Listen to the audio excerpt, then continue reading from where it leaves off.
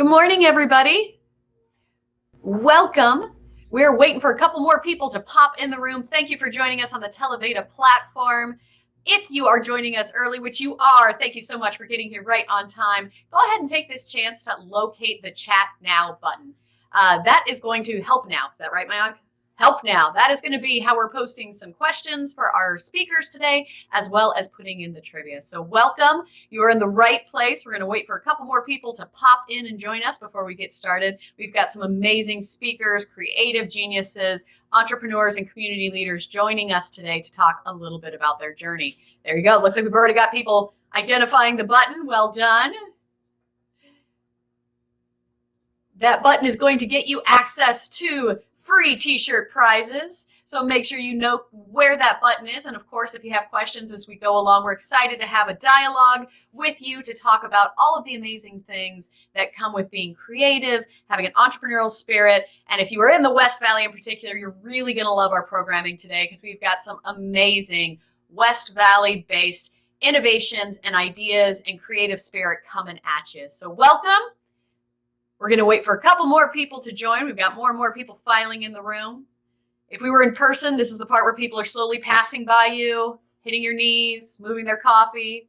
Make sure to get up and stretch. And as we're waiting for people to join, make sure that you locate that button. All right. Mayank, hit me with the official timestamp. 9:02. 9:02. All right. So we're going to get the train rolling on time appropriately. Thank you guys who joined us right now. We're going to have a couple more people joining us. My name is Kristen Slice, and I am part of the J. Orrin Edson Entrepreneurship and Innovation Institute team leading the Peoria Forward Project, building the entrepreneurial ecosystem out here in the West Valley. And you have joined us for an amazing conversation with a variety of creative spirits, entrepreneurs, and innovators, all located in the West Valley, to talk about the entrepreneurial journey and what that really means to creatives. So thank you so much for joining us. Maya, can we go ahead and start that slide deck? A couple of things as we're getting started here to share some information about who we are and what brought us here today. There you go. All right, so Peoria Forward, for those of you that don't know, first, welcome. This is one of many programs that we have out in the community talking about everything from creative enterprises, how to transition your passion, your art into cash flow, all the way through to being a high growth accelerator technology firm. We have a variety of different resources. This is just one of many programs. Myself, as well as my cohort and colleague, Eric, who is currently traversing the Grand Canyon and will not be with us today, but we both work on the project called Peoria Forward. So Peoria Forward is a high-impact partnership to grow and scale the entrepreneurial ecosystem out in the West Valley. I have an amazing job. I get to work with entrepreneurs, creatives, partners, community initiatives to help build what we call the entrepreneurial ecosystem. Now, what exactly does that fancy word mean? It means anybody, and when we look at all of the different research that's out there, why some people do really well in small businesses or creative enterprises and why other cities don't, we know that cities that thrive, that have amazing cultures, have what we call an entrepreneurial ecosystem. That means creatives, entrepreneurs, city partners, major institutions, local coffee shops, whatever those resources are to help people build ideas and move them forward with an entrepreneurial approach are available and accessible to them. And so that's what we do out in the West Valley. We help bring different ideas, different stories, all to the forefront to help build that entrepreneurial ecosystem out here in the West Valley and the broader Phoenix metro area. Being part of Arizona State University, we are a socially embedded organization, which means we get to be part of lots of amazing communities in which we work and breathe every day. And so what is our objective for today? The word entrepreneur is kind of a big, scary one. Oftentimes people hear it and go, I'm not an entrepreneur, especially if you are one of those amazing creative spirits who is a passionate performer or a painter, or perhaps you are just a really creative, inspired person.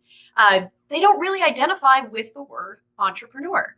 But at the end of the day, all an entrepreneur is somebody who is going out there to find new ideas, creative ways to bring value to others. So whether you are starting a nonprofit, a social enterprise, or taking your art to make a difference in this world, you are an entrepreneur. And our mission, our charter as an organization, is to help arm you with all of the entrepreneurial approaches to make you successful in whatever that journey looks like for you. And so we are so excited that you are here to join us today. And our goal and what we really hope from this program is that you get to see the diversity and the amazing voices that make up that entrepreneurial spirit through creative enterprises, and hopefully learn from their journey how you can continue to advance your entrepreneurial journey and achieve your goals. And why we do this is because the majority of jobs created in this economy, even before COVID, came from small businesses, enterprises, and entrepreneurs under 5 years old. You not only build our cities, our communities into amazing places to grab a cup of coffee, catch a performance, walk around downtown. You are the economic engine that will move our country forward. So thank you so much for joining us today and letting us be part of your entrepreneurial journey. Through Peoria Forward and part of our community now, if you are watching this, you have access to a variety of programming, incubation supports, amazing pilots. So hopefully this is just the first step in our entrepreneurial journey together. And with that, let's talk a little bit about what we're going to do today and our agenda. Go ahead and move that forward. Our official agenda for today is we're going to be talking to some creative entrepreneurial spirits who are moving together a variety of different enterprises, everything from creating great products to being professional speakers to thinking innovatively on a national level about what performance art looks like. We're going to be sharing their stories with you. We will also have trivia in between every presenter that comes up. We will have a trivia question. Make sure to find that Help Now button. That is how you're going to answer our trivia question. We want to hear from you. This isn't just a performance that you can watch. And if you are watching this past recording, sorry you missed it, but we are excited for you to be able to comment below, because our goal here is to build that entrepreneurial ecosystem. Post comments, post trivia questions, post questions. Use this as an opportunity to connect with your fellow creative spirits in a way that the internet and COVID has made a really unique platform. And a big shout out to one of our key partners today. And as you'll see, we'll have different conversations and voices popping in. Televeda and Mayank, who is currently hiding behind the camera, but he's there. Say hi, Mayank. Hey. Hi. Who is one example of the amazing innovations that are happening here in the Phoenix ecosystem. Mayank and Tracey have been part of our series through the last summer, so make sure to check out Televeda. It's a great platform. It's the one you are watching, and they are really mission focused on how to build connectivity and ensure especially senior populations don't suffer from isolation. And I think that's something in COVID-19 that all of us have become acutely aware of, is our need for connection. So I love that we get to support amazing entrepreneurs like Mayank, and that he is here to support me today in our technical adventure. All right, first trivia question. You ready? This is interactive, people. We got people around. I'm not here. Are we all ready for the trivia? All right. We got people all spaced out, but I assure you, you're there. All right. That first trivia question. There you go. Keep on sliding down. There you go. Make sure you got the help button. What were some of Josephine Baker's most famous jobs? I'm looking around to our speakers today. Any familiarity with Josephine Baker? Was she A, a pioneering dance performer, B, a civil rights champion, C, a daring WW2 intelligence agent, or D, all of the above? D. You guys, you're supposed to give them a pause. They're supposed to put it in. Jeez. Speaker, participate, Adam Brooks. Round of applause. Welcome, Adam. You know, entrepreneurs, we like to jump in and dive in. I know, he was sitting there. He was like at the edge of the screen. Well, you asked a question, we're going to jump in. That's the ADD I had in the 80s. Right? There you go. Welcome, Adam. Tell us a little bit about yourself and your story. Yeah, so I am a second-generation Phoenix kid. I think we have a trend today. So yeah. I have a suspicion from my homework. So Phoenix native. Yep. Good to grew know, up here. second generation. My dad grew up here. I grew up here. Just a mile down the road. I went to high school at Peoria across the street, which is kind of crazy. It's changed so much around here, which is great. Right.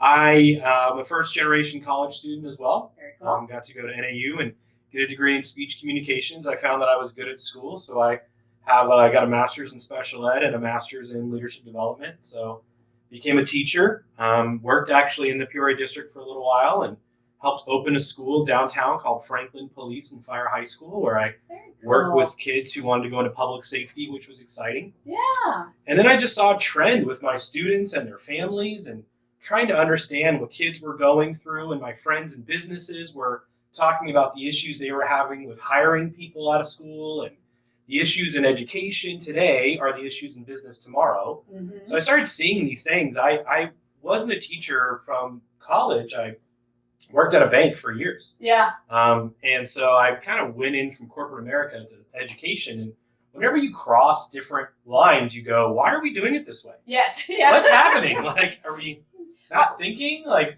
and it sounds like you're a systems thinker, which I totally, love, right? Like, yeah. and when you can come into an environment and just immediately question, which is part of like an entrepreneurial approach, is that questioning phase of why are we doing it that way? And so for you, it was questioning what, the communication that we were seeing back and forth? Yeah, I just was not seeing life skills happening for our kids.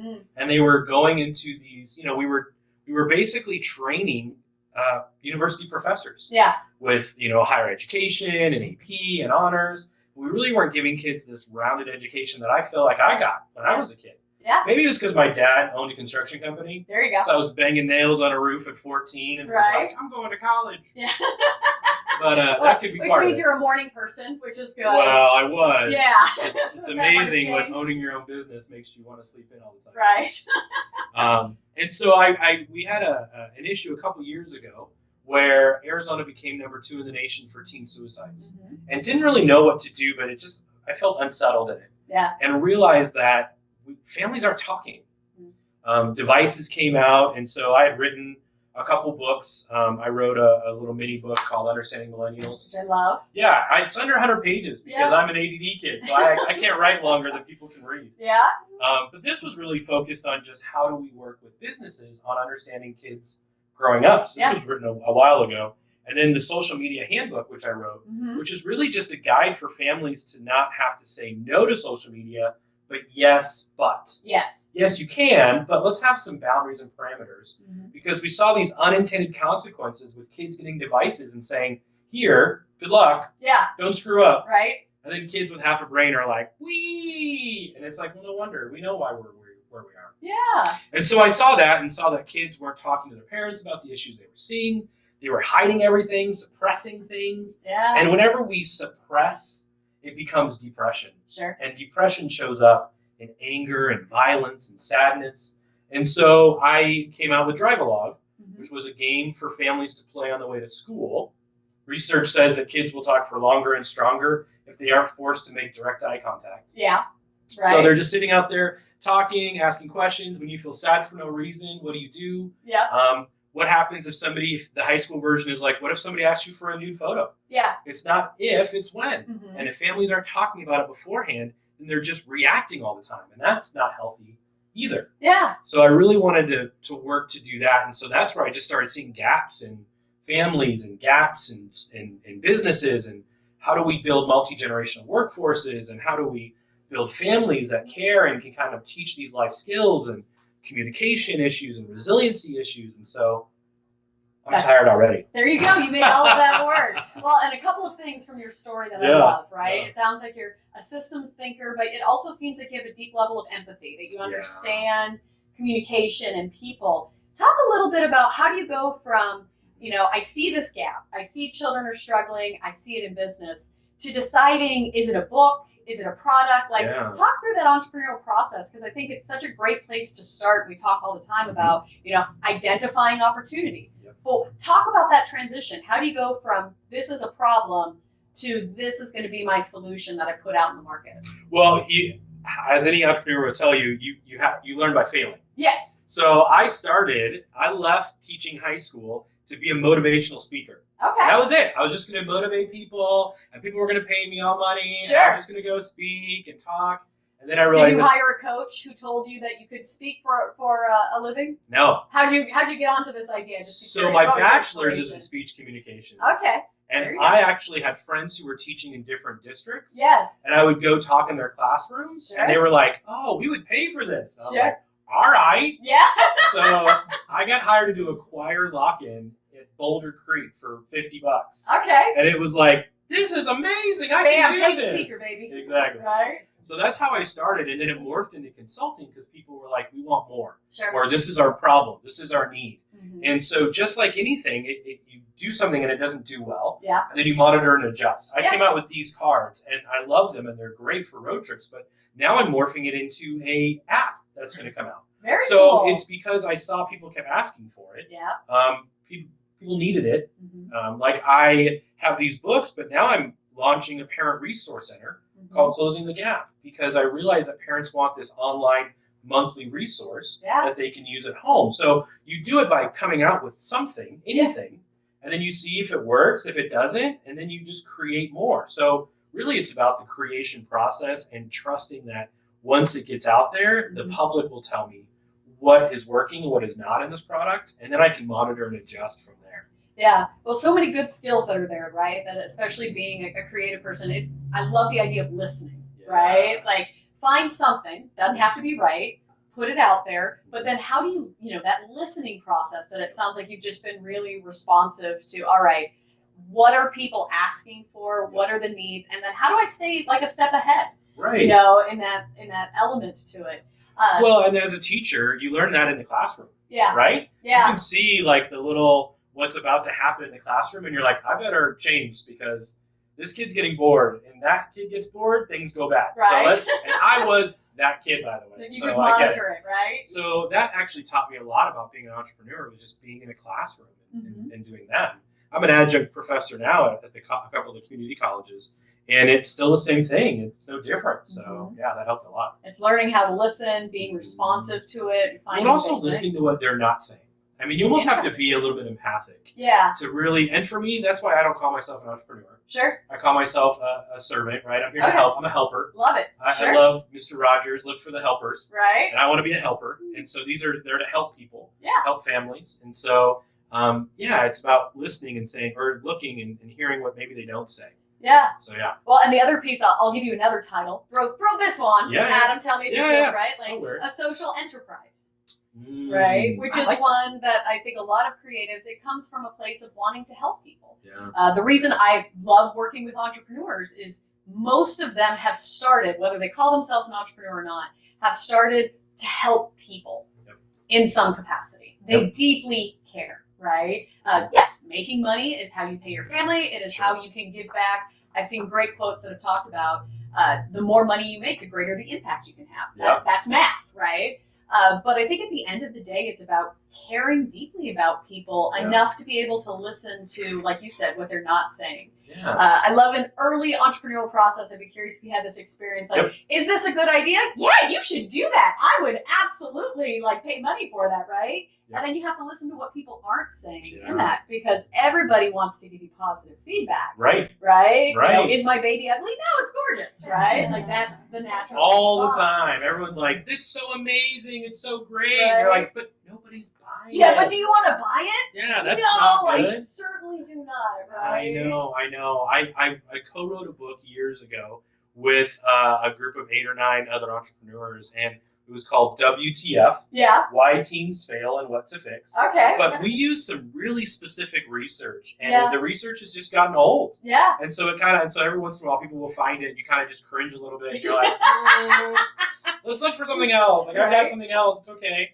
But And I love the millennial conversation is one you have to circle back to, because it always cracks me up, because I'm what we call an old ass millennial, right? Okay. Right on that. I'm a zennial, so I'm the ex-millennial. Okay, there you go, right? Write whatever title that you'd like to go in there. And now it's really interesting, because I remember when I first got into the workforce, that was the big topic, right? And because I am on the older side of millennials, I spoke both languages. Totally. As an entrepreneur, I was able to figure out what about that makes me unique in my communication style and how to leverage that. And I think it's really interesting to now see, especially in COVID territory, businesses are figuring out you have to have diverse voices at the table. Yep. It's not a question of us versus them anymore. It's you have to have these voices because there's too many channels that are out there. How do you think that the generational conversation has changed from when you wrote your book? It's changed a lot Yeah. because we're in a whole. I mean, we're Gen Z now, Yeah. right? Yeah. Or Dr. Gene Twenge out of San Diego says iGen Okay. because it's iPhone, Sure. iPad, Sure. iPaid, not them. Yes. That's the terrible joke I tell. And thanks for all the laughter. Yeah. Pity, I'll take it. It's fine. Right. But I think it's changed because I think we're realizing that people like me who grew up a little more old school, where there was compartmentalization, there was my work life, there was my home life, there was my school life. And now younger generations, millennials, Gen Z are saying, I'm one person. Yes. And it's weird that you're cutting yourself up into different people depending on where you are. Yes. And so there's a little bit more understanding of that and saying they want to be genuinely them regardless of where they are. Yeah. Which is why they take an entrepreneurial focus at their job. But that's why jobs that are menial or don't necessarily have as much social enterprise a part of it, Yeah.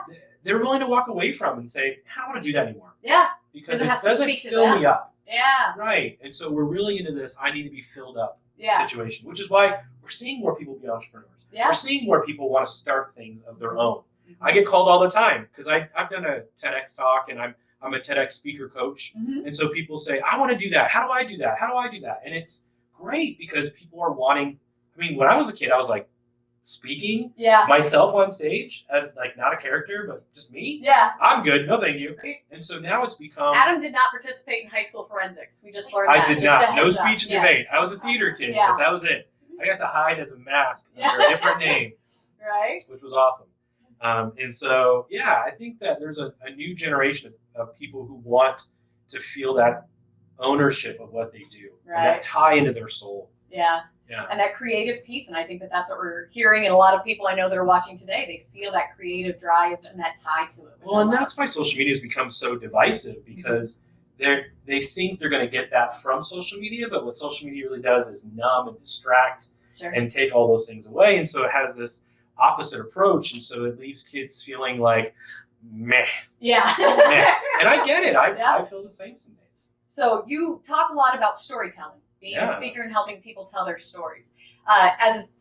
For the creative people that are watching, how does storytelling help people connect their passion to creating cash flow and to actually translating what they want to do and what their mediums are into something that is viable for them to sustain their life on? That's a really great question. And I say that to stall while I think of something to Yeah, say. I didn't give him the no, setup. I'm just I knew kidding. that was going to be his deep No, it's question. not. You're right. So my title, what I call myself, is that I do communication curation. So I really want to make sure that people are curating their story the way they want to tell it. There are so many people who feel like their story is being told for them or about them, and really talking about how we can own our own story and then turn that into something that is out there. But I will tell you, part of the disconnect is that once it gets out there, it's no longer your story. Sure. It's now owned by whoever purchases it, whoever uses it, whoever utilizes it, and it becomes their story. Sure. And so there is this element of making sure that you are choosing the right words, choosing the right process, making sure it feels authentic for you. Because what you don't want to do is, when I shopped for printers for my Drive-A-Log, you just walk into these giant companies and you're like, do you care about me? Yeah. Like, what is happening? And so being able to really come up with clear terminology that you want to use, that you want to keep, is huge. And so I tell people, write it down. Come up with it. Look, spend time on the words. Spend time on the delivery, on those things, because that's what is really going to have people go, that's me. That's what I want to hear. Yeah. It's that connection. Well, and I think that you mentioned buying local, right? And right now, and we didn't mention where we're coming from today is the Grand Project Shoppe, right? You'll see lots of great Old Town Peoria. creatives here in Old Town Peoria. And I think one of the things that makes stores like this amazing is people come in and it's not just buying a t-shirt, right? Right. It's to a certain degree buying a connection with somebody. Yeah. Right? And seeing that those commonalities, and being a West Valley native myself, I know one of the things that I'm really excited to see is people starting to tell that story of what does it mean to be West Valley, you know, and how do we connect to each other and what are our common values. And a piece of it is we're curating our own story. Yeah. What does that mean to be an entrepreneur? What does that mean to be from the West Valley? And how do we find those connection points that really speak to all of our stories collectively. Well, and being honest about our stories, I think, is really huge. Yeah. I mean, I've tried corporate America. I've tried being an educator. I've tried all these things, and those are all pieces of me and my story and help build what I've got. And so being honest about that instead of saying, well, this is just all I do now and I never had a past life. Yes. Disconnecting from some of these other things, I think, is doing ourselves a disservice. Yeah. So I really want that storytelling of like, this is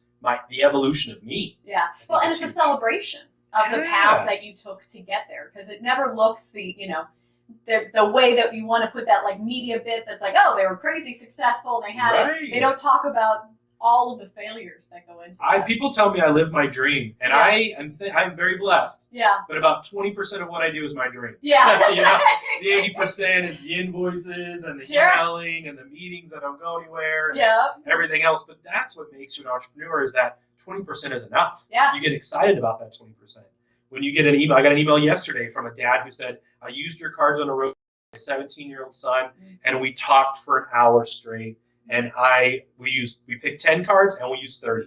And I'm just so thankful that I have these, because I've never known how to talk to my son. And that just melts your heart. And you're like, that 20%, that was worth it. Yeah. Because yesterday I spent all day building PowerPoints. Yeah. And that is not sexy. Yeah. That is not cool. That is not fun. Right. So it's that part of the time you have to hold on to as an entrepreneur and believe that those will keep coming whenever you need them the most. Absolutely. Well, thank you very much. Yes, thank you for having me. If people want to connect with you, how do they find you, sir? They can find me. I'm on Instagram as adam.lee.brooks. Simple. adamleebrooks.com is my website. Shoot me a message on there. adam@adamleebrooks.com. You're seeing a thread. Yeah, if you want to buy my products, though, that's where you want to come to the Grand Project Shoppe. There you If go. you have questions for me, you can email me. But if you want to come pick up a pack of Drive-A-Log, I've got elementary school, middle school, and high school versions. There you go. And there's 4 wild cards that the parents have to answer, so be careful which one you grab. And then me and you are going to work on that app. Yeah. Right? What? Me and you are going to work on that Yep. app, getting that out into the market. So You we'll got it. talk about And that right as well. now, these are 10% off if you come to the Grand Project Shoppe. So it's a great time to come. There you go. So thanks for having me. Lovely to talk to you. Yeah, this was sir. great. Thank you so much. You got to drink my coffee and There you go. heckle a little bit. Thank you, Driftwood, for the Yeah, coffee that has Driftwood. energized all of our speakers today. So thank you. One more round of applause for Adam virtually. And then Adam is leaving us, and we will bring in our next speaker, Erin, Renee. And as she brings in all of her wonderful goodies, let's kick it back out to the audience for a quick trivia question. All right, kids, we're going to try this one more time. I'm going to read it out loud. You have to pause before you give the answer, all right? So Maya, go ahead and pop up that next trivia question. Everybody locate your Help Now button. And as we go through that Help Now button, that is how you're going to submit. Do artists qualify for the most recent round of Paycheck Protection Program, also known as the PPP? Yes or no? I'll repeat it one more time. Make sure to check that Help Now button. Type it in. People who get the most trivia questions correct qualify for a t-shirt from the J. Orrin Edson Entrepreneurship and Innovation Institute. So make sure you are typing in your question. Do artists qualify for the new round of the Payroll Protection Program, commonly known as the PPP? All right, we'll go Roman style on this. Yes, no. Yes. All right, you are correct. So artists, creatives, individuals, and solopreneurs, if you are interested, if you're still looking for help as you're starting to navigate through this COVID-19, continuing with all of the challenges you're facing, there is research, there is help out there for you, especially on the lending side. If you're in the West Valley or the broader Phoenix area, make sure to reach out to your local Small Business Development Center. Those are free resources here in Peoria. Has anybody connected with Marcus? Marcus Brown is the Small Business Development Counselor who works out in Peoria, but they are available across the state. They can help you navigate not only the application process, but help you find the right lender for you. That includes community development organizations, as well as banks of all shapes and sizes locally, to make sure that we can get you the support that you need to continue to create jobs in our local community. So please reach out for that resource. I did qualify this with Marcus before I sent it out there, but he's just one example of the great resources that are available for creatives, entrepreneurs, as well as artists. All right, with that, go ahead and come on over, lady. Here, we'll put on the mask as you get seated. Please give a big welcome round of applause to Erin Renee. Woo! Hi, Erin. How are you? I'm wonderful. How are you? I am so good, and you brought so many amazing little gifts here. Yeah. Adam talked about having, bright, shiny object syndrome, as all good entrepreneurs do. I love your website. I love what you do. Tell us a little bit about your story and the things that we have in front of us. Well, I'm also a Phoenix native. There you go. Born See, and Phoenix native. That's 2 for 2, 3 for 3, which is a very rare occurrence. So. Born and raised here. Left for about 5 years when I was in the military. Okay. What branch of the Air military did you serve in? Air Force. Very cool. Thank you for your service. Thank you. Amazing. Welcome. And just came back, and I've always been an artist since I can remember, and just kind of ran with it since high school. I've been an entrepreneur. See, she couldn't even say it. She had to pull this out because she couldn't, and you can't catch it, but her eyes definitely rolled to the left, right? So you don't have to feel compelled to say entrepreneur just because it's in the title on this one. So you're creative, you're an artist since high school. Yeah, doing murals for families and kids' Cool. rooms, and Sunrise Mountain High School, did a bunch of stuff there while I was a senior, and I just never stopped doing that, even though I would do other things like joining the military or having other jobs. But that's just me. Yeah. I went to college for psychology. I have a bachelor's in psychology and wanted to focus on art therapy. Very cool. So a lot of my art is my therapy. Yeah. And so I also encourage other people to do the same thing with whatever creative outlet that they have. I don't know. I have a lot of outlets. Yeah. if you hadn't noticed. Right.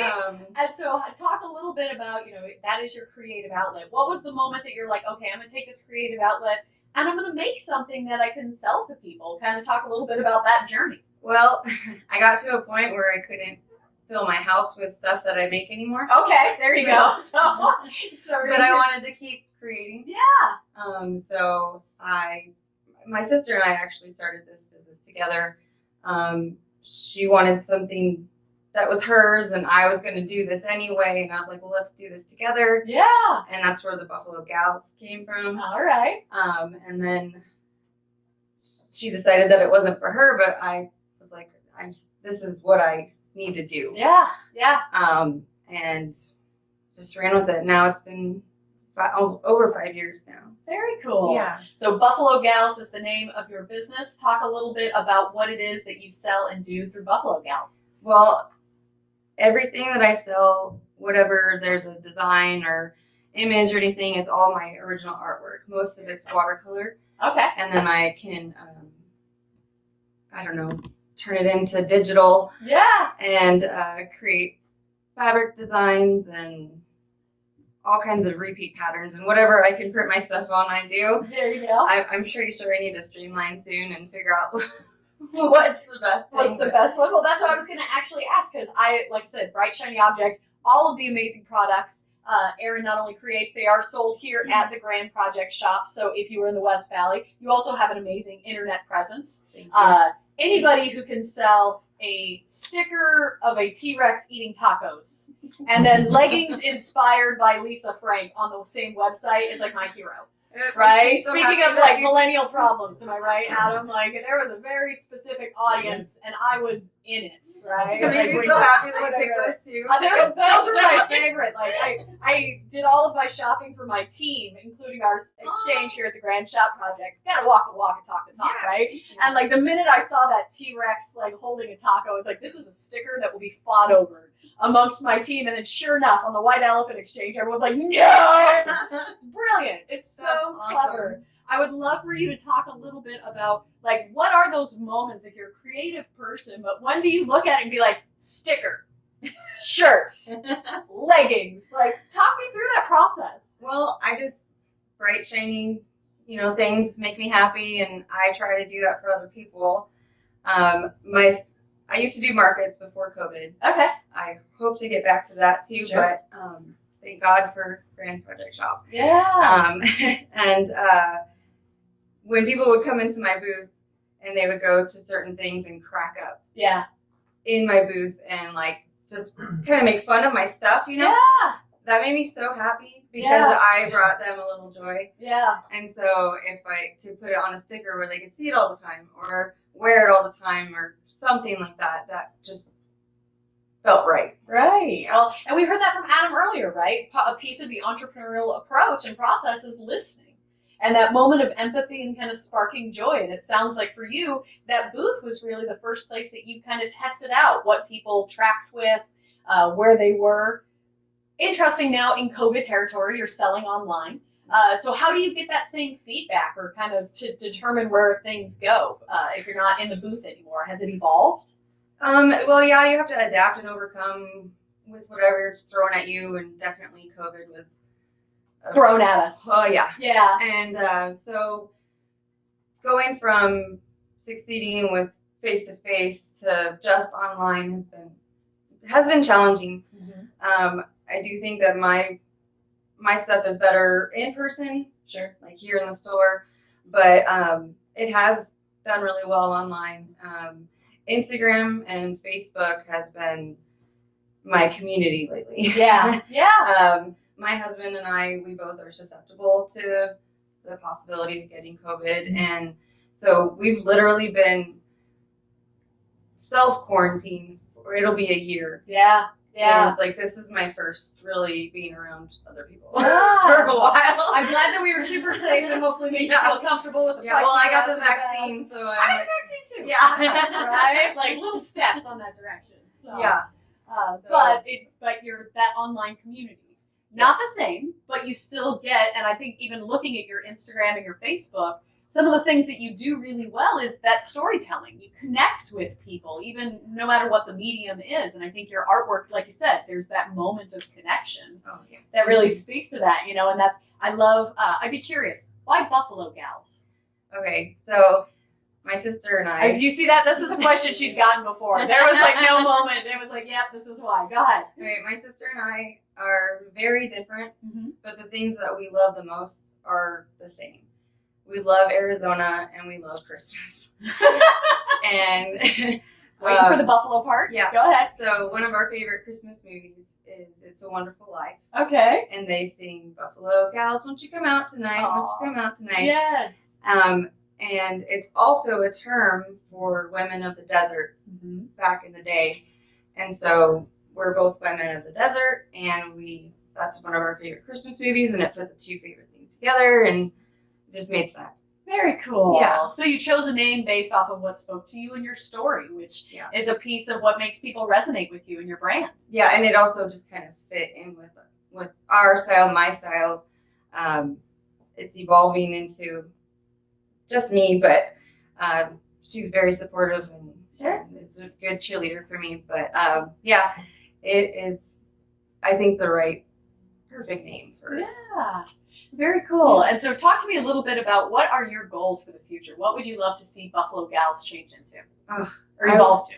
I would love for it to be just a household name. You Yeah. know, I would love for it to be a brand that people all over the country, maybe the world, would know. But, Yeah. like, I try to reach every demographic and every age and everything. Like, I have stuff for men, kids, babies, you know, of course, women, and I guess that's why I have so much stuff. Sure. I don't want anybody to say no. Yeah. You know? You want to everybody find their own Buffalo Gal, if you Yeah. will, when they get in there.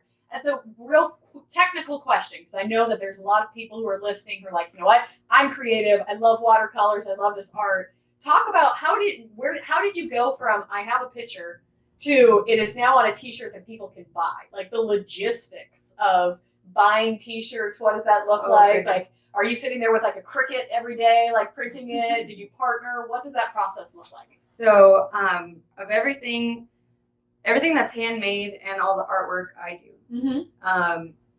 I outsource all my printing to other local companies. I try to search for veteran-owned first, and then I go to local. But I'm so passionate about small business that You, me too, girl. I Coconut Hut. am all for it because if I can produce something and support 3 other companies while doing it, I feel like that alone has served my purpose. Yeah. You know, and that's exciting. Like I use, like here, I do refashion jewelry. So I'll go to the local thrift stores, buy whatever jewelry they have, I take it all apart, and I put it back together in whatever I want. And then I have a lot of my artwork just printed on some of these things by a local company called the Roessler Production Printing Group. Very cool. I have my screen printer, who's the Tiny Soldier in Peoria. My leggings are with Southwest Legging Company. She's out of Mesa. Very So cool. I do the artwork and she provides the leggings. Let's see, screen printing or sublimation I get done by a veteran-owned company called EOD Crab Zone out in cool. Florida. They're Yeah. friends of ours. So, I mean, everybody I'm trying. That's awesome. Yeah. So it sounds, one of the things that I love about your story is one, you started with a partner working with your sister, and the journey has changed from there. But it also sounds like you've built your own team of suppliers and resources. When people think about starting their own business, it can be lonely, right? Like, how do I take it? It sounds like you've really done a great job of finding collaborations and including the amazing shop that we're at. Like, finding those resources that work for you to really build a network, or as we would call it, an ecosystem of entrepreneurs and resources around you to help grow that. Yeah, and with this store alone, just the network of creatives and everything, I'm actually talking to another business owner in here of doing like a collaboration, the 3 Feathers. Love it. Yeah, 3 Feathers earrings. So we'll see how that goes and where it goes. So that's exciting. Cool. I love that. So with that, Erin, if you had to have one lesson in your entrepreneurial approach and the way that you approach your business that you're like, you know what, I would love for other creatives to hear it, what would that lesson be? Start with what you have now. Okay. Because so many people say, well, I would start if I had this. I would start if I had this. Or I don't have any money to start. Depends on what you want. Like if you're an artist and you want to paint on something, find something that you're going to get rid of in your home and paint on it. Like go get a cheap set of paints that are $5. Get scrappy. Make it work. Right. And take that money that you make from that to invest it in yourself and get to where you want to be. Yeah. Yeah. I mean, I started with 5 designs and a couple crafts, and now I have enough stuff to fill 6 locations. There you go. And, which I was before COVID, and now it's all here. So. There you go. What a wonderful lesson, and what a great story. Thank you so much, Erin. I love the idea of get scrappy. Like, that is the entrepreneurial approach, right? Doesn't matter if you call yourself that. Like, that is the true spirit of make it work, listen, build empathy, build a brand. So thank you so much for sharing your story. If people wanted to get hold of you, if they want to buy the amazing products, other than coming into the Grand Project Shoppe, I constantly split that, don't I? I'm surprised you guys haven't thrown anything at me yet for that. How else might they find you or connect with you online? So my website is buffalogalsco.com. Facebook and Instagram are all Buffalo Gals Co. Obviously here, if you want to reach me, leave a note at the desk and they'll get to me, or there's business cards here. So yeah, I'm always online. Very cool. Thank you so much, Erin. Thank you so much. And best of luck on your entrepreneurial journey. Thank you. All right, Erin's going to gather up all of her amazing trinkets and head out there. And then, Mike, let's flip over to a trivia question. Yes, round of applause. Thank you. That's right. Any questions before Erin goes too far? I think we're good. So her beautiful artwork that's on there. All right. So our next trivia question. And this one is near and dear to my heart for my fellow Sun Devils that are watching out there today. What is the new name of the film school at Arizona State University? What is the new name of the film school at Arizona State University? Is it A, Robert Redford New American Film School, B, the River Phoenix New American Film School, C, the Dan Aykroyd New American Film School, or D, the Sidney Portier, oh boy, should have practiced that one before, New American Film School? Any guesses? People quickly Googling. Make sure to find the Help Now button. going in at Mesa. Go ahead, Chris. What do you got? The Sidney Poitier. There you go, Sidney Poitier, a new American film school. So excited to be part of the Arizona State University growing family and being able to have inclusive voices in the art of filmmaking. So super excited to have that new film school going out in Mesa. All right. Next, let's bring on up, put on the mask, get prepared for Cate Hinkle and Chris Hamby. Go ahead and come on up, guys. Cate and Chris are with TheaterWorks. If you are not familiar with TheaterWorks, make sure to Google it. You've probably seen it. Nationally recognized for their innovation, for their entrepreneurship, and their real creative spirit that they've had during COVID times. Thank you guys so much for joining me today. How are you guys? See, you even have a great little divide. We're all safe there, so you can take it off. I'd love for each of you to give a quick introduction about yourself and what you do, and we'll start with you, Cate. My name is Cate Hinkle. I have been in the arts administration field for 20 years here in Phoenix. Most recently at TheaterWorks. I started there in July of 2015. Okay. So been a little while. Sure. Became managing director in July of 2016. And, born and raised here in Woo woo! All right, we are officially hitting a new mark. This is like a moment, we have to celebrate. There'll be a plaque on this table moving forward, right? And Sun Devil. Right, there you go. Yeah. Go Devils. And yeah, I think, Chris and I met when I first started over at TheaterWorks, and it's been a fantastic journey ever since. Wonderful. And Chris, tell us a little bit about yourself. I am also a native. Woo! See? Everybody here. There you go. I grew up in Avondale, went to Olive Free High School, attended NAU, first generation college students. Started my first theater company when I was 19 years old. Oh, very cool.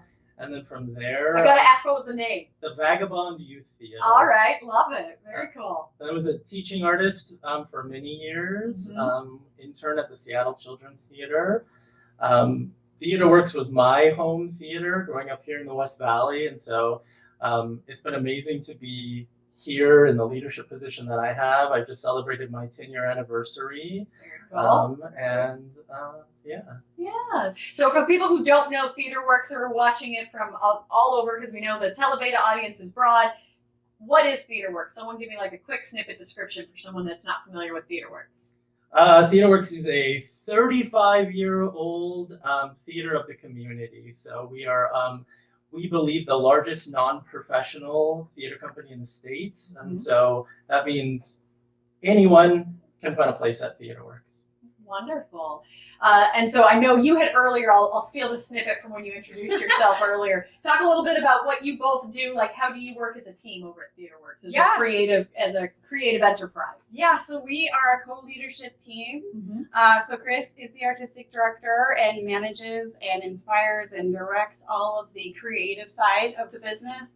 I'm the managing director, so I manage and handle all the business side. So he makes sure there's amazing stuff on stage or wherever else it's going to be.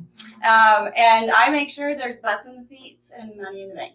Very cool. Yeah. Right? Yeah. And so I will say, Chris, I was a little disappointed that you didn't show up with puppets. Because I did catch that in your bio when Eric sent it over. I was like, oh, cool, he's going to bring puppets. And then no puppets. So that's kind of a bummer. But I would love for you to talk a little bit. People are familiar with community theater. What do you think makes TheaterWorks different? We've talked a little bit about, finding your story and being creative, being from the West Valley, being someone who's familiar with TheaterWorks. What do you think really makes TheaterWorks different, and what does it bring to the community? Yeah, I think what Cate and I have both tried to do during our tenure here is to really make it accessible. TheaterWorks, I think the history of TheaterWorks is also part of the evolution of the West Valley. These people came together, mortgaged their homes to start this organization in a barn, went to a strip mall, and is now in this gorgeous facility. And so we don't want to lose that homegrown feel that TheaterWorks had when it was in the barn in the strip mall, even though we are now in this amazing facility. And so to know that that door is always open, and whether you're a teacher or a police officer or an elected official, and you've never been on stage, TheaterWorks is the place to come and give it a try. And so we always say that, you know, at TheaterWorks, you may come here and have a day job that pays your bills, but TheaterWorks will help, you know, pay your soul to make your life, you know, richer and to just fulfill that part that may be missing somewhere else. And so, Cate, I would love to hear, you work with creatives like Chris, you're in a creative environment, but you deal with the business aspect to it. And I know a lot of creatives, that's whether you're making creative t-shirts or amazing interactive games and speaking, there's some challenges there with being being part of a creative team, being a creative and dealing with the business aspect. I'd love to hear your perspective on how do you help creatives in a creative enterprise navigate the realities of a business model and the business day to day. You know, it's really not difficult. Okay. You know? Chris, do you agree with Kate's statement that it is not difficult? Cate has a good philosophy with me. I'm the idea guy, and I'm like, Cate, I have this idea. She just lets you do the idea stuff. Well, she always says, you know, the answer should be yes unless it's no. And yes. So let's say yes until we find a reason why not. There you go. I love that level of innovation. Yeah. Go ahead, Cate. So I think it's, you know, helping creatives or program managers, whoever it is, help them understand how it works, and then they can have a sense of ownership over that process and making it work. Mm-hmm. You know, I do get excited about the business side. You know, I mean, having a great deal or coming up with a way to make Chris's great ideas work is always a challenge, but when we accomplish it, it's like the coolest thing ever. Yeah. You know, that's what really floats my boat, is making sure those cool things can happen and can come to fruition and people can enjoy them. You know, when we get to see audience members be like, whoa, on the coolest thing that we got to do with a production, you know, if we raised the money to be able to make that happen, that's what it's all about. You have to have both, right? Well, and I love that. Like, that's a piece of the, again, entrepreneurial approach. Like, how do you find sustainability in what you're doing, right? And not just like green sustainability, all good, love that, right? But it's also about how do you literally financially make it work? And it sounds like the way your answer to that is you got to get creative. It's that same creative energy about, like, you can't just pretend it's not happening. How do you own it and educate yourself and, like, bring a team along to find a way to make it work, which I love. Yeah, I mean, as much as, especially this last year, I think we all would have loved to stick our head in the sand to be like, okay, can it just be over? Yeah. It's not going to happen. Right. And that's a quick death sentence. If you're digging your grave, if you stick your head in the sand. You got to embrace the pivot, yep. right? Well, and you guys have such an amazing story. If you haven't had a chance to check out the amazing TheaterWorks has been celebrated. I've seen it in national publications, which, you know, as a TheaterWorks graduate, like, gives me nothing but excitement when I see national publications recognizing what you guys did during COVID. But for those who haven't had a chance, explain to me a little bit about what Curiouser was and how you guys pivoted during COVID. I'll let you start.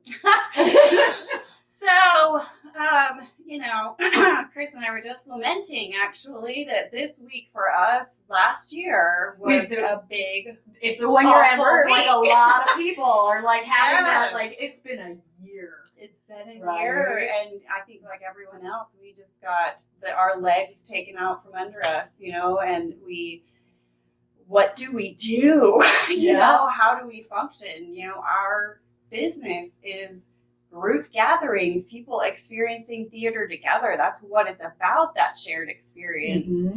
Mm-hmm. So really, it was an idea, I think, that germinated a year or two ago.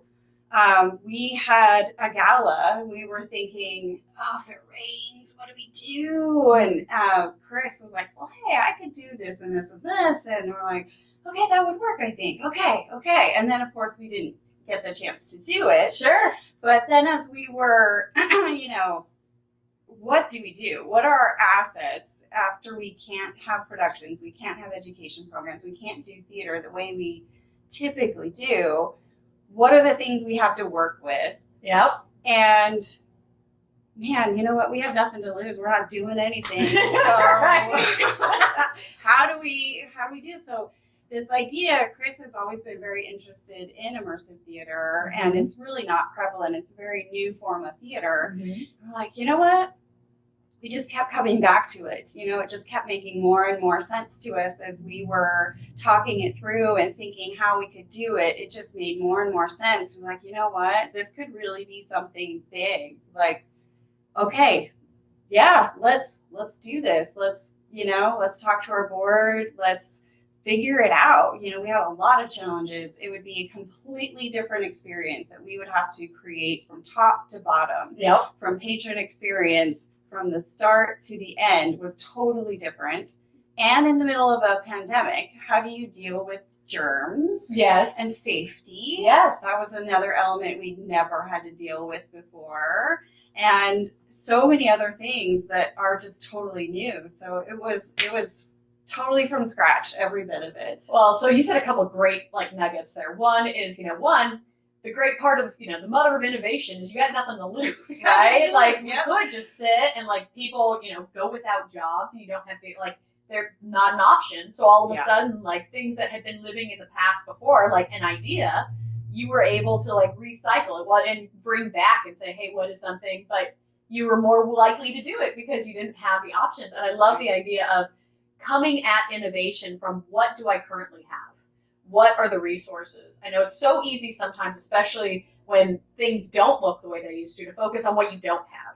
I talk to people all the time. If I just found an investor, well, sure. If I found a unicorn, that'd be cool too, right? But you can't focus on what you don't have, but instead, what am I really good at? What are our strengths? What are we passionate about? And you worked as a team to just make it happen and not getting overwhelmed by the fact you hadn't done it or limited by that and just kept pushing through. Chris, give a quick description to the audience. What is Curiouser and Curiouser? Curiouser and Curiouser is an immersive theater experience based on the world of Alice in Wonderland. And so you enter the theater and your experience starts immediately. And then we take you on a 100-minute journey through 13 different spaces to experience Wonderland and Alice's adventure. And you, the audience, are Alice. And so you are seeing Wonderland through the eyes of Alice. Love it. And how did it go? Oh, really well. I think spoiler alert, I know that, but it's good to ask. Yeah. One of the audience members. Hold on, real quick. Got a question from the audience. Lisa actually went to 2 Alice in Wonderland plays for Halloween and Christmas. There you go. You're the Halloween and the Christmas iteration, so you have Thanks, a Lisa. fan in the audience, right? Exciting. Very cool. And so we'd love talk. What was that experience? So we went to 2. So that was a little bit of a spoiler. It was well received. We did this 10 people at a time. Yeah. And so it was very controlled, and we sold out 225 performances. Dang. Um, Right? Yeah. That's not a mic drop, right? How cool is that? Very cool. So you sold out that performance, and then you continued to iterate even from that idea? Yes. Well, I mean, we had 2 major real goals with the project. You have to be working towards something rather than nothing. We wanted to make a little bit of money. Sure. We have to pay people. We have to pay our bills. To make a little bit of money to sustain ourselves. Yeah. Right. And then we kept coming up with new ones and adding to the pot. We wanted to gain a younger audience. We wanted to keep the community active. All those intangibles that are still very important. But, it worked in such a major way that we were like, okay, let's do it again. So our Curiouser and Curiouser production was more of a slightly more grown up Alice in Wonderland. Mm-hmm. It was not the Disney version. Sure. So we thought, we wanted to do one for the holidays. Let's do a holiday version that was a little more family friendly. Yeah. So Chris came up with a great mashup of the Nutcracker and Alice in Wonderland, brought those 2 worlds together. Love it. So that one was also very successful, sold out very quickly. And then, of course, COVID hit again. Sure. And then, that was another letdown. Right. And so now you're looking at the future, but, I want to underline a couple of things that you guys said. Because like you said, you created jobs at a time when there was none. I know I worked with, and you guys did such a great job, and this is what speaks to me about community theater too, is you didn't just create jobs for people that were already there. You use this as an opportunity to even expand people that were working for you guys. Is that correct? Absolutely. Yeah, and we so I know. had, oh gosh, over 60 people working on this project. Right, because it was a new project, and so you were able to create new jobs, new partnerships, and at a time when, like you said, you could have just really thrown up your hands and be like, well, what are you going to do? You guys created a real impact in this community. You helped build jobs, you helped create and keep the doors open, and build a unique experience that really gives people pride in what they're doing, which is really cool. So thank you for that work. Oh, well, thank From you. me. It was my pleasure. And so now the last question that I'll ask you, Chris, and this is kind of my deep thought question. As I mentioned, I'm a theater kid. If you've watched any of the Televata products, we did a platform, we did a series over the summer, and I mentioned I was talking with Mary Lou Stevens. And that's where she talked about TheaterWorks. I was like, yeah, I went to TheaterWorks. She's like, yeah, I could have guessed that, Kristen. I was like, thanks. When you think about creativity and the entrepreneurial approach and creatives, what are some of the things that you think the young people that come to TheaterWorks, that participate in your program, what are some of those entrepreneurial skills that you think they gain through being part of performance art that really speaks to their future professional development as entrepreneurs? Yeah, we lots of young people have come through our summer camps, and every year when I get up to introduce these final sharings and performances, I say we may not be building the next Broadway star, but what we are doing is building better humans. Yes. People to go out into the world and make the place better, because they are learning collaboration, they are learning teamwork, they are learning critical thinking skills. But two sort of theater things resonate when you asked me this question, and one was improvisation, and I teach a workshop using improvisation as a creative approach to collaboration. Yes. And so why you should always start with yes and. Yes. Yes and, and if you say, hey, business leader, I'm going to teach your group an acting class. It's like, oh, but, to reframe that and maybe just use different words and go, it's the same principle. Yes. So let's start with yes, and that really is the root of collaboration. And I just want to really quick, because I straight up pitched this to one of my colleagues. We were having a discussion, because we work a lot with Haida about like the connection between creatives and innovation and entrepreneurship. And I was like, the fundamentals of improv being a yes and. Like, that really is. So, do you hear that, Chase? I didn't make that up. He's my colleague, and I sent the note to him, like, I feel like it's something around this. So, I love that you brought that. Thank you for validating that on me. I agree. What was the second one? The second one is there are no small roles. Yeah. You really need to find where you fit and shine and make it your own.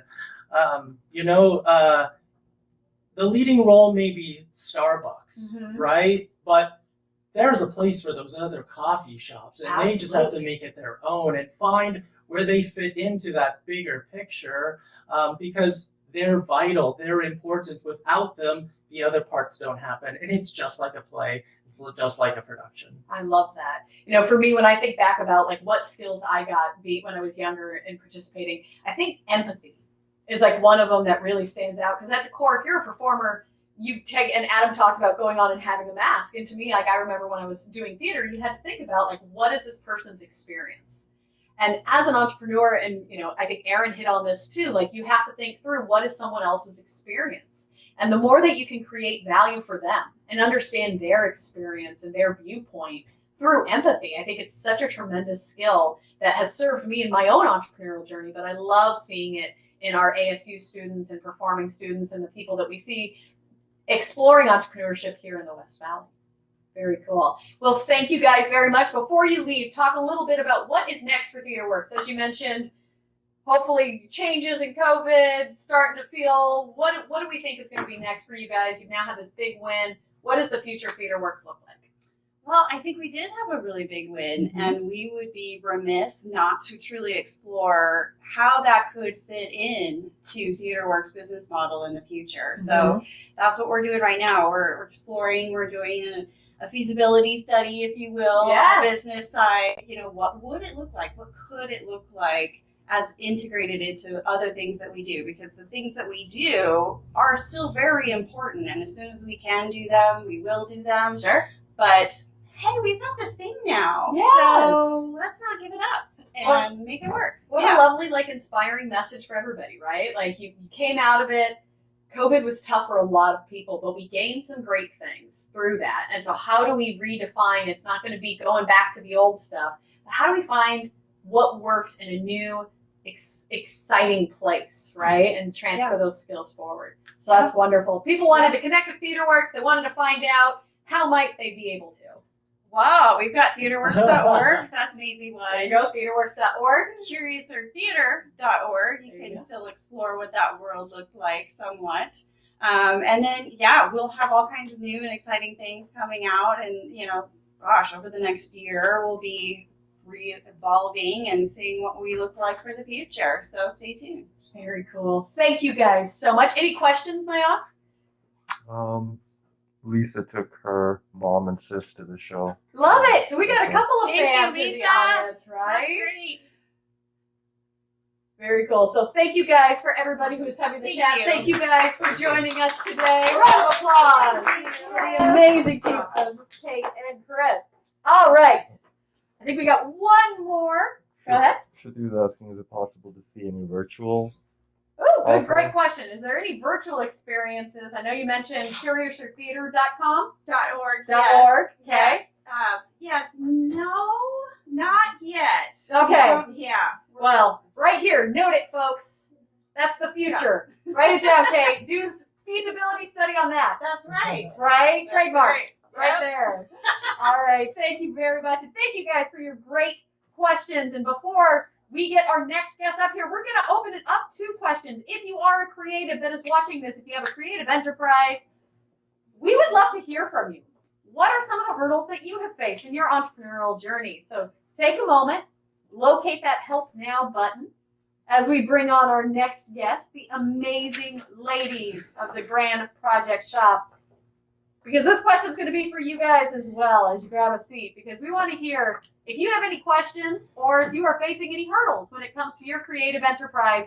Make sure to take a moment, type it in the Help Now button, and my support team, my aunt, will let us know if any of those come in. And without any further ado, the amazing founders of the Grand Project Shoppe, Tracey and Stacy. Thank you guys so much. I'd love for you guys to give a quick introduction and tell us a little bit about the place that we are coming from today. Okay, first I just want to say thank you so much. Of course. This has been so inspiring. I've loved hearing from all of you.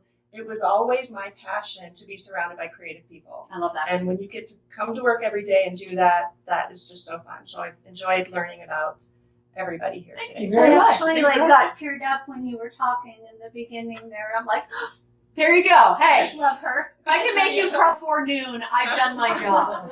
Kristen Slice, right? Well, just a little bit of passion. Right, just a Go little on, bit, that's right? great. Yeah, It's yeah. infectious. It's I'm a not gig. so What are you sure. going to It's do? like Right. you're on the pulse of our heart. Thank Well, you. absolutely. And so tell me a little bit about you guys. Introduce yourself, and I love your entrepreneurial journey as well. Okay, I'm Stacy Martinez. Stacy. And Tracy Bentley. Tracy Bentley. yes. Tracy and Stacy, it does get confusing, but you catch up. Go ahead. Yeah. And tell us a little bit about the Grand Project Shoppe. Okay, yes, we are the founders and owners of the Grand Project Shoppe, where we are hosting this event today. We are a collaborative space here, co-working, energetic, creative. We have over 60 local small businesses, artists, makers, creatives in this space, and we're very passionate about supporting that and working with all of them. I love that very much. And that's what you can see all of the things in the background, right? This is the space that they have created. How long have you guys been here? About a year and a half. A year and a half, right? So that's huge. You guys have made it past a year and a half.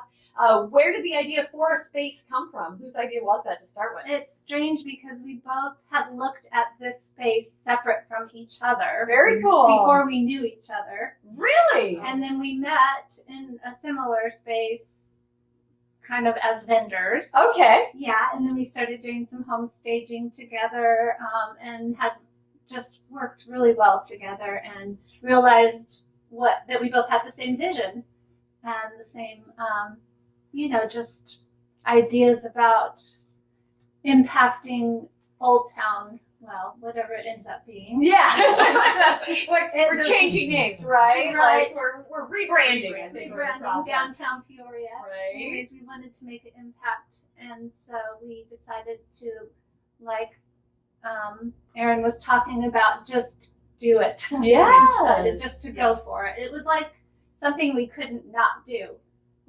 Usually you can talk yourself out of things pretty easily. Yeah, sure. And we just couldn't talk ourselves out of it. Right. Well, and we heard earlier about like a sticky idea, right? And I love that because I, as somebody who on a daily basis comes up with 5 different business ventures, right, or like different ideas, like I'll always think, and I find that like say it out loud, share it with somebody, and if it keeps coming back, like there's some validity there, right? You're going through, you're testing the idea and seeing what sticks. It's not about the idea.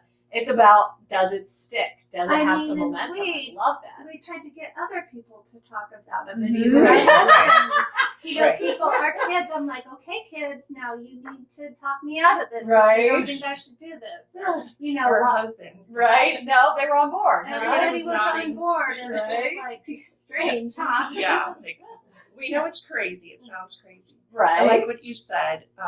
9 years ago, I started having crazy ideas to do something like this. And you don't just the next day, well, I thought you could. Yeah. Sometimes, Yeah. The next day, get it going. But Right. you have to start small. You have to start with what you have and just start putting yourself out there. And so I did markets. I did home staging.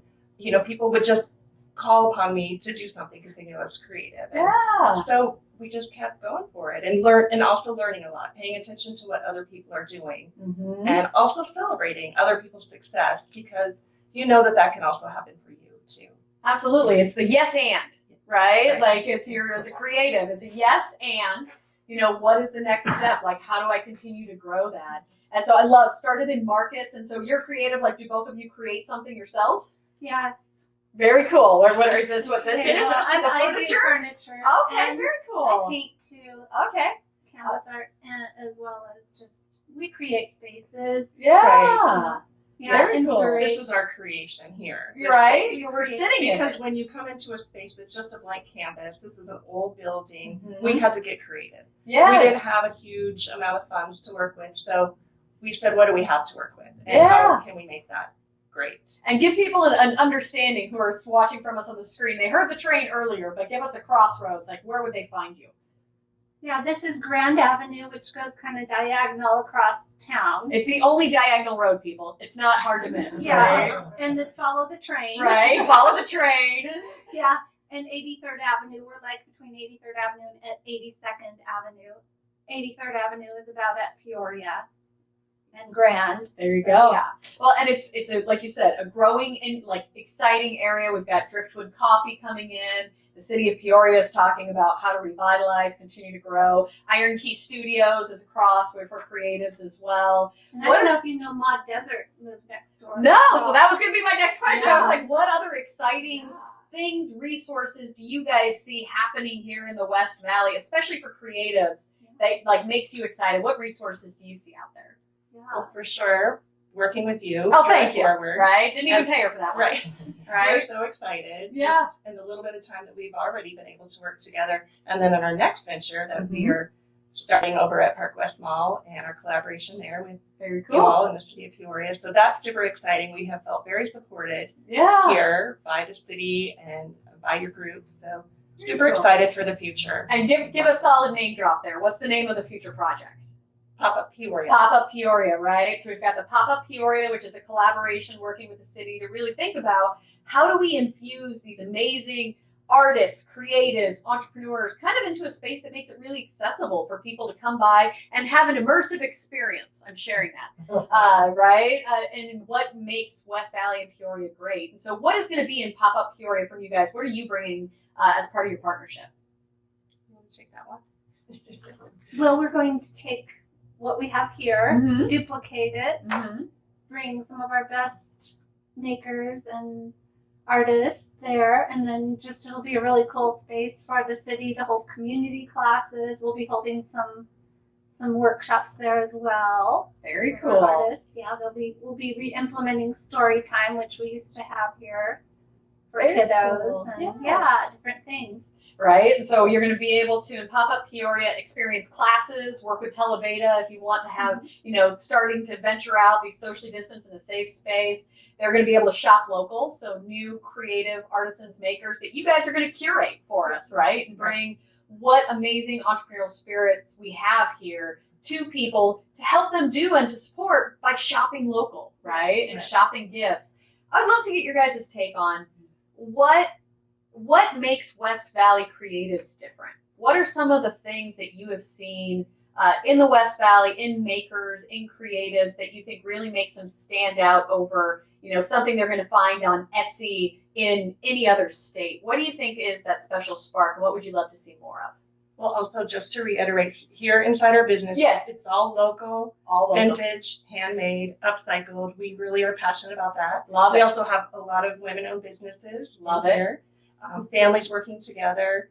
So what we see in the West Valley is just, and I think we forgot to mention, we are both Phoenix natives. There you go, people. So, that's like five Phoenix natives across the board. I know only Phoenix natives get excited about meeting other Phoenix natives, so I have to celebrate this now because we'll lose people watching that are like, don't care, right? But I think this is the only program I have ever hosted that I've had an entire bevy of other Phoenix natives. So thank you guys. And totally unplanned, right? I totally unplanned. That's what I was looking at that. I was like, ha! How cool is that? And also we're both born and raised in the West Valley too. So we really love West Valley. We love just the history. We love the people. And we're just a creative bunch. I think, and we're, like you were saying before, scrappy. Yeah. I think it's that pioneering spirit, right? Pioneering. I think that's what I would say. People in the West Valley aren't there because it's somewhere fancy. Right. Or we're here because we're committed to families. We're here because we're committed to a way of just being desert dwellers. Right. Instead we're Buffalo gals. Right. We're just who we are. We don't put on airs. Typically, we're who we are, authentic. And I think that a lot of our makers, it comes across in their art. It translates to that. Yeah, it does. Yeah. And I think they're hard workers. From what I'm seeing through the ones that are working here, it's just obvious. Yeah, they run with it. Yeah. Have you guys ever had a piece like you see you're like you said, surrounded by creatives, an amazing art piece? I'd be curious. Has anybody ever brought something in that like stands out in the top of your mind, like that you were like, that is cool? Like that stands out as like a really unique piece. Is there something like an example, right? Because we'll be like, we cannot take any more. Oh, I know. We cannot take any more. Anymore. Full. Yeah. And then someone will come in with like this amazing art, and we're like, oh, just one more. Right. One more piece. We have to have this.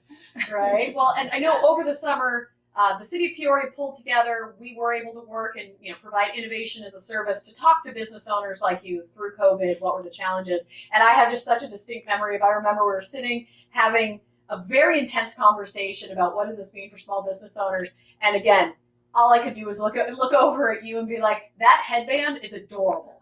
I want 5 of them. Where did you get those headbands? You're like, girl, it's my shop, right? You walk the walk, you support, you like to show those local art pieces. So even in those moments, I think that's what art does, right? It gives you those connections with people and those things that we're all navigating things together. And if you can find those common creative threads, it just makes all the difference. Right. We're very proud and excited to do it. We get to know these people. We see the heart that they put in to what they do. Adam and Erin are vendors of ours here in the shop, and it's just very exciting, just to see people creating and being passionate. And some of them it's full time, some of it's something they do on the side. We have teachers, engineers, accountants, artists. Yes. It's just great. We just absolutely love it. We feel like art and being creative brings hope and healing as well. And I feel like that has helped sustain many of us during this past year. Absolutely. We opened this business and then 7 months later, this pandemic began, and had we have known that, I don't know, right? Yeah. if we would have had the faith. But we have carried each other through, and our creativity and our art and our just people who do this have dreams deep down within, and those just don't die, that quickly and easily. So it has been tough though, but we are moving forward. Absolutely. One day at a time. Right. Resilience. Absolutely. And the willingness to take it one step at a time. Very cool. And so if I had to give you a magic wand or a paintbrush, and say, what this looks like, what would you love to see in the next 2 to 3 years for creative enterprises here in the West Valley? I think What are some of the exciting, not just projects, but what would you love to see in the community across the board? I'd love to see, particularly in Peoria, just more of an art-forward Approach? to renovation of areas, just making things more appealing and more just so that there's more of a movement, I guess I would say. Well, and an embracing of our creative roots, right? Right. And like finding out that common kind of identity of what does that mean. Yeah. I mean, the reality is it's a bedroom community. It started off with all houses that look the same, right? So then how do you evolve that? And I love starting to see that, like that embracing of the creative spirit that, like you said, that does make the West Valley in a unique way. Yeah. So I love that. Very cool. How about you? Keeping with the history, but also mixing old and new. I think there's a place for some modern innovations, but also keeping the history. This is a small town, and it began, with farming and ranching and, small businesses. And there's still a lot of people who are here who were some of the original people to this area. Right. So, just celebrating that also, but then also bringing in new great things that want to make people come down here to experience this. Right, and that's why I love a piece of Old Town is like if you're raised in the West Valley, you're used to new buildings, but Iron Key Studios is built in a 100-year-old building. It's a great resource. Peoria High School has the oldest building in the city of Peoria that they have completely remodeled into a makerspace. It's a 3-story, 1-floor makerspace co-working. Some of the best and brightest young innovators come out of that Peoria Met program, so I love seeing that. So I think Peoria and the West Valley in general does such a great job of blending those pieces, finding who we are and how do we continue to evolve it into what is next. Well, thank you guys so much. If you had one final word for people who are creative, who are not sure, like, I'm an accountant, but I am so interested. I love to express myself. What would be your next step to them? How do they actionize that? How do they take it to the next level and to get involved and engage with the community? Ask questions of people. Great. Ask Good questions, advice. Just don't be afraid to put it out there. Put your ideas out there and get other people's feedback. Right. Get other people's feedback. And I always say, like, that's the great thing about creatives is there is no competition in entrepreneurship, right? It is endless opportunities that's out there. I think sometimes people get scared to ask, right? But the reality is nobody sees you as competition because there's, infinite opportunity. I love that. Go out, ask. What would you tell people who are looking to get started? Try something new. Like we're sitting here, this is what we call our studio space. So we convert this into a classroom space, and we have things ongoing throughout the week. People can use it for an event as well, but just do something. Yeah. Don't be afraid. We hear people say all the time, "Well, I'm not creative." Yeah. I say that I don't know about that. I think we are all creative. Right. Just in our own way, but just all creative. Right. Just Find your medium and what that looks and enjoying like. that. Yeah. Love it. Thank you, ladies, so much. And thank you for your continued partnership and then hosting us today. If people wanted to support you guys, connect with you, how would they find you online? We're on Instagram and Facebook. There you go. Grand Project Shoppe. Our website is thegpshop.com. You can come down to our location here. We're open Tuesday through Saturday, 11 to 5. We're at 8217 West Grand Avenue. There you go. Great area. Come check us out. Absolutely. Thank you guys so much. All right, one round of applause for Stacy and Tracey. Make sure to come down and check it out. All right, so that brings us right to the end. We've got a couple of questions. Go ahead and hit us, the questions for these guys too. Sit down. It's a mix. There you go, because I don't want to answer these by myself, so don't go too far. Go ahead. The first one's for Erin. What is inspiring you these days? Oh, love it. Erin, Renee, and then go ahead and scoot over to the side, we can hear you. There you go. Grab your mask, Erin. Oh, yes. There you go. What is inspiring you these days? I love that question, Erin. Mostly repurposing and refashioning. Can you see me? Step into the screen there. There you go. Repurposing and refashioning. Yes, jewelry and clothing items. Found a great community online since COVID. Yeah. Is the thrifters world. A lot of people who have their thrift stores online and through Instagram. I'm inspired by not just the item, but like embellishments on the item and what I can do with it, and totally recreate a whole new look. Love it. It's been very fun. There's a lot of pieces here. Yeah. Yeah.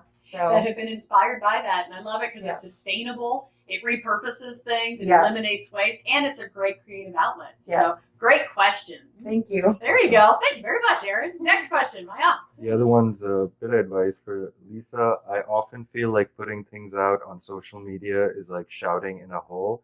In the case of Facebook, there are a lot of group owners that do not want small businesses to mention their offerings in their groups. Ooh. How to find good social media groups to support small businesses? Great question. All right. Well, first, Adam, we'll bring you back. Did you hear that question? I did. All right. So we'll have you scoot around here with your mask. I'll put my mask on, but we'll open it up to you guys because I know this is probably something that you have looked at. How do you find groups where people feel comfortable talking about their business to connect with people? He's coming around. He's coming. Well, we've got a lot of advice from experts in social media. There you go. All right. So we didn't really, and taken some work, kind of like workshops and learned a lot. We didn't learn anything on our own. we went to people who knew how to do all of that. Right. But that's what makes you good entrepreneurs is you don't have to be great at it. You got to just find it out. Yeah. Yeah. I would also say maybe if you're not finding what you need, maybe start your own. Yeah. There's probably other people that are dealing with the same thing that you are, maybe, and start your own. If you're not feeling welcomed in certain groups, or that's not your people, Yeah. probably.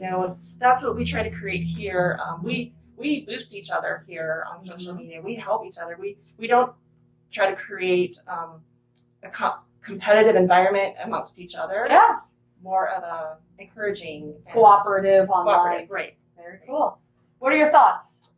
Well, social media is a long-term game. Yeah. So when we think about it and we want to like build something now and hope it explodes, it's not really realistic. So you really want to look for long-term effects. And any group that doesn't want to share things that are beneficial to the whole group is not a group that I want to be a part of. Sure.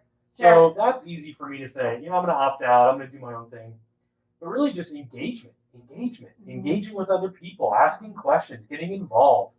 But just jumping into a group and then expecting it to explode is, I think we have some unreasonable expectations. I think we all do, and I get it. Yeah. So really it's about starting small, starting slow, but just continue going. Because one day you look back and go, I have how many followers? How did that happen?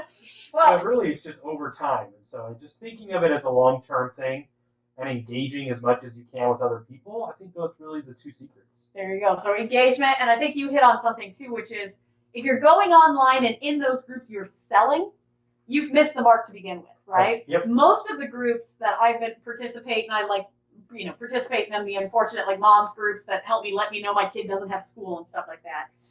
They don't like people to promote. Right. But if you can find creative ways to tell your story, Yep. right? Like have people over, show pictures of, people doing your art, get excited, ask questions, engage and tell your story. Very few groups will get angry at that. They get angry when it's a hard promotion on it. And if they do get angry with you telling a story, then like you said, not your group. But how can you integrate your story with the story of the group to find that engagement, to really reach your people? It's about being helpful, right? Right? Yeah. How do you build value? Exactly. Absolutely. Very cool. Great question. Very cool. Thank you. Love it. Last one. How do you get over the fear that people will not understand your art? Ooh. Oh, Erin. Maybe. I was going to for say, you. Erin, come back. Chris, chime in, grab your mask. There you go. Yeah. How do you get yeah. over, so the question was, how do you get over the fear that people will not understand and appreciate your art? I guess like I said earlier, can you not see me now? You're there. You're good. You're good.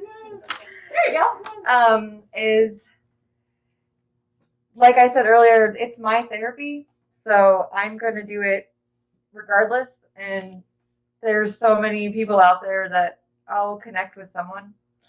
So I guess I just don't care. There you go. Be a little bit fearless, right? And find those people that you do connect with, that do connect with your art. Yeah. Thoughts, Chris? I wonder if you ever do get over that fear, but also to know that trust your art. You know, if it's true and if you believe in it, that's all that matters. And I don't think art is one size fits all. That there are going to be people that appreciate what you do specifically, and you know, and if those people don't like it, hopefully they do find the art that they do connect with that does speak to them. Very cool. Stacy, Tracey? I also think we're always learning and growing. You know, sometimes, I mean, we can look back and just see how we have progressed. So I say, don't be afraid. Just start somewhere, and also take feedback. I think sometimes that's always good too. Right. Feedback helps you evolve and you find that unique place. I love working with creatives that like they get worried about it, and then I found the more unique their art gets, the better it sells. Like if I have seen a farmhouse sign that looks like yours in 9 other places, that's not going to sell. But the more creative they get and knowing who they are and what their art is to build it in, that ends up selling better at the end of the day. So my thought on that, and I'm not in the creative enterprise, is it doesn't get easier, it does get easier, right? Take it one step at a time, just like anything in business. The first time that you get fired, the first time that you lose a partner, the first time that you lose a client, it feels bad, but the more you do it, you go out there, it's like a muscle, it's like exercise, it gets easier every time you do that. So find your tribe, celebrate those moments, take the feedback, but keep going because it does get easier. Gotta be you. Gotta be you, right? Stay true to you. Stay true to you, absolutely. Any other questions? Such good questions, you guys. Well done. Melissa had a comment. She's recommending a book called Art and Fear, and then she is saying if art doesn't impact someone some way, then we as artists aren't doing our job. There you go, right? So it was called Art and Fear, recommended by Melissa. So thank you very much for that. Absolutely. If your art doesn't impact somebody, then that's the goal, right? Is to move people in such a great direction. And I am surrounded, so honored to have spent this morning around amazing creatives like yourself who do impact people, not only through your amazing art, but through your dedication to our community and to giving back. So thank you guys so much for spending time this morning. Thank you to all of you who are online, who are joining us. I'll take this off so you can hear the important end bit, right? Which is hopefully this is the start of our journey together. My aunt, do we have a name of somebody who has won a trivia prize and a t-shirt? Lisa. Lisa. There you go. Round of applause for Lisa. Lisa, make sure to connect with my aunt so that we can get your email address. Go ahead and type that in the chat, and we will send you your very own Entrepreneurship and Innovation t-shirt. Thank you for participating in our trivia today. Last question. Is there any one of these soon?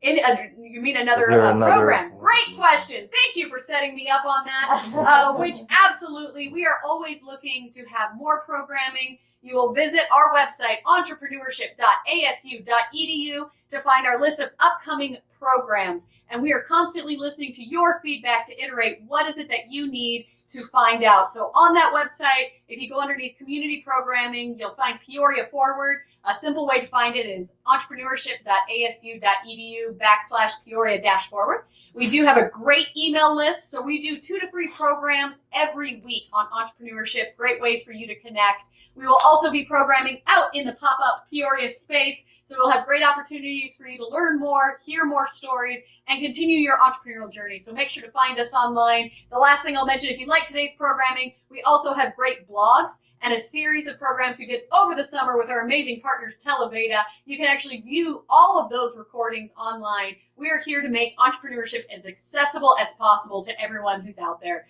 So check us out online, follow us up on programs, and if you have an amazing idea, if you're like, you know what, this is it, I'm taking these steps, I'm making the jump, reach out to us, peoria.forward@asu.edu, so we can help you on your entrepreneurial journey. If you'd love to see more programming like this, we'd love to hear from you because we will always make that happen. Thank you guys so much for your time today. Thank you to our amazing guests. We look forward to connecting with all of you amazing creatives out there. Have a great day. Be safe and be well. Thank you.